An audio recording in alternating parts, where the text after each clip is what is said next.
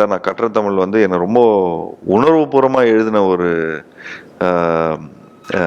அதாவது லிரிக்ஸ்லாம் அவ்வளோ உணர்வுபூர்வமாக எழுதியிருப்பேன் அதில். நானும் ராம் படத்தோட டைரக்டர் ராமும் ஒன்றா படிச்சிருக்காங்க போல இருக்கு.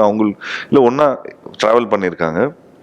அவங்களுக்குள்ள பயங்கர கவிதை போட்டிலாம் இருக்கும் போல இருக்கு. அந்த கவிதை போட்டி தான் இந்த படத்தோட ரிஃப்ளெக்ஷன். ஸோ எனக்கு ரொம்ப ரொம்ப பிடிச்ச பாடல் அவரோட எழுதுனதில் நிறைய பாடல்கள் ரொம்ப பிடிச்சிருக்கும். அதில் நிச்சயமாக பறவை எங்கே போகிறங்கிற சாங் வந்து இன்ன வரைக்கும் சொன்னாலும் எனக்கு புல்லரிக்கும். அதெல்லாம் ஸ்பெஷலி அந்த ஏழை காதல்ங்கிற ஒரு லைன் வரும்.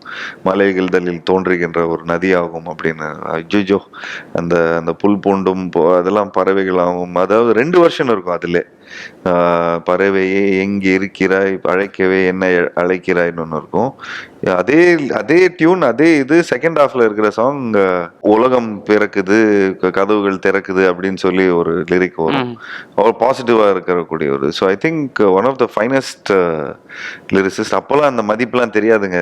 நல்ல பாட்டுங்க சூப்பர் பாட்டுங்க அப்படின்னு. சின்ன வயசு தானே அப்போல்லாம் என்ன ஒரு 26 27 வயசு தான் இருக்கும் அந்த கதைகள்லாம் வரும்போது. ஸோ அந்த அர்த்தங்களும் அவ்வளோ பெருசா தெரியாது. த மொமெண்ட் யூ அப்போ ரொம்ப ஹாப்பியாக இருந்திருக்கிறேன் போல இருக்கு. அப்போ மியூசிக் என்ஜாய் பண்ணியிருக்கிறேன். ஸோ ஒரு டவுன் பீரியட் வரும்ல லைஃப்பில். ஸோ அந்த டவுன் பீரியட் வரும்போது தான் லிரிக்ஸ் எல்லாம் புரியும். ஸோ அப்போது எங்களுக்கு வந்து முத்துக்குமார் சாரோட மதிப்பு பயங்கரமாக இன்னும் தெரிஞ்சுது.